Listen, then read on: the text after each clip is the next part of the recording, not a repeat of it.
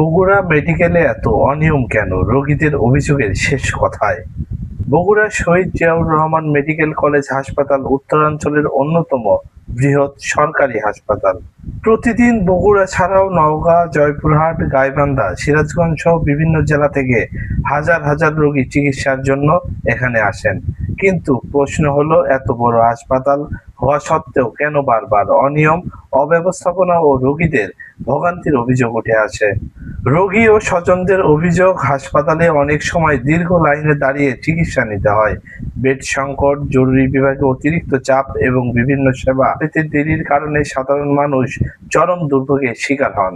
বিশেষজ্ঞরা বলছেন, এর অন্যতম কারণ হলো রোগীর তুলনায় সীমিত অবকাঠামো ও জনবল। উত্তরাঞ্চলের বিশাল জনগোষ্ঠীর চিকিৎসার চাপ এককভাবে বহন করতে গিয়ে হাসপাতালটি প্রায় হিমশিম খায়।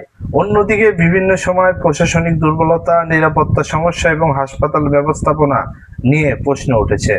সাম্প্রতিক বছরগুলোতে হাসপাতালকে ঘিরে হামলা, সংঘর্ষ ও বিশৃঙ্খলার ঘটনা সংবাদ মাধ্যমে এসেছে, যা চিকিৎসা পরিবেশকে প্রভাবিত করেছে।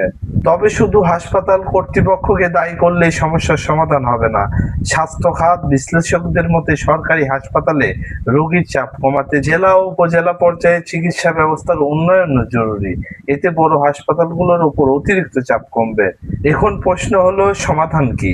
প্রথমত, চিকিৎসক ও নার্সের সংখ্যা বাড়াতে হবে। দ্বিতীয়ত, রোগী ব্যবস্থাপনা আরো ডিজিটাল ও স্বচ্ছ করতে হবে। তৃতীয়ত, অভিযোগ তদন্ত ও জবাবদিহিতা নিশ্চিত করতে হবে। এবং সর্বোপরি, সাধারণ রোগী যেন সম্মানজনক ও দ্রুত চিকিৎসা পান সেই পরিবেশ তৈরি করতে হবে। কারণ একটি সরকারি হাসপাতাল শুধু একটি ভবন নয়, এটি লাখো মানুষের শেষ ভরসার জায়গা। আপনার কি কখনো বগুড়া মেডিকেলে চিকিৎসা নিতে গিয়ে ভোগান্তির শিকার হতে হয়েছে? মন্তব্যে আপনার অভিজ্ঞতা জানান। ধন্যবাদ।